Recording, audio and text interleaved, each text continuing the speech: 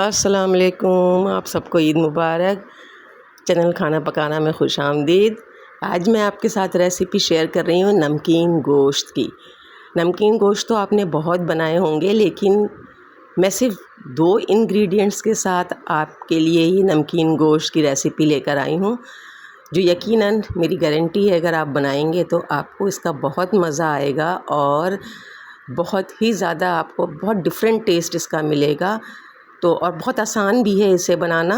इसके लिए मैंने जो है वो गोश्त ले ली, लेकिन इसके लिए जो हम गोश्त लेंगे वो उसमें हड्डियां भी होनी चाहिए और उससे फैटी भी होना चाहिए।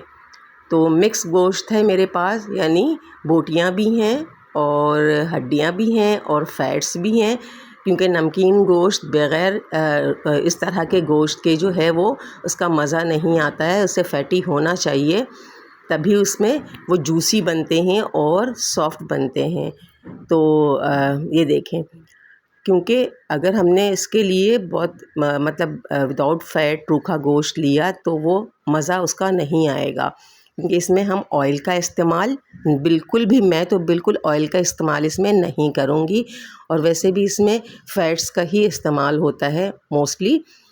गोश्त के अलावा मेरे पास तकरीबन 1.5 किलो गोश्त है, और गोश्त के अलावा मैंने तकरीबन इसमें जो है वो 150 ग्राम मेरे पास फ़ैट मैंने इसको ले लिया है। यही फ़ैट है जो जिस गाय का गोश्त है, ये बड़े का गोश्त है, यानी बीफ, जिसमें जो कि वो बछड़े का गोश्त होता है।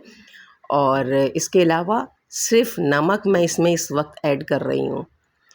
नमक है और जिंजर पाउडर है मेरे पास, अदरक का पाउडर है मेरे पास 1 टेबल स्पून, और नमक है अभी फ़िलहाल 1 tablespoon. According to taste मैं डालूँगी। अभी मैंने 1 टेबल स्पून नमक इस्तेमाल किया, और बस इसे एक जो है वो पतीली में रखें और इसको चूल्हे पर रख दें। इसे पहले हम मीडियम फ्लेम पर रखेंगे, और मीडियम फ्लेम पर जो है वो इसमें से जब पानी निकलेगा बॉयल आने के बाद, तो फिर हम इसे देखेंगे कि इसकी पोजीशन क्या है। ये देखें, तकरीबन 15 मिनट के बाद मैंने इसको खोला है, तो इसकी ये पोजीशन है कि इसमें से पानी देखें रिलीज़ हो गया है पूरा। ये पानी निकल आया है इसमें से, गोश्त में से, और ये इसकी पोजीशन है। ठीक है, तो बस अब, लेकिन अब क्या करना है, अब इसे मैंने कवर कर देना है, और कवर करने के बाद मैंने फ्लेम को बिल्कुल लो कर देना है। बिल्कुल लो करूँगी, और 1 घंटे तक मैं इसे नहीं खोलूँगी, सिर्फ मैं इसे देखूँगी कि इसकी पोजीशन क्या चल रही है। और इसमें से मज़ीद पानी जो है वो रिलीज़ होता है, इसलिए इसमें कुछ भी ऐड करने की ज़रूरत नहीं है। 1 घंटे बाद जब मैंने इसे खोला है, तो ये देखें पानी खुश्क हो चुका है, इसके जो फ़ैट्स हैं वो बिल्कुल अलग हो चुके हैं, और तकरीबन ये जो गोश्त है वो फ़ैट्स में पक रहा है। ये इस पर मैंने जिंजर पाउडर डाल दिया, जो 1 टेबल स्पून मैंने जिंजर पाउडर लिया था वो मैंने इस स्टेज पर इसमें ऐड किया है।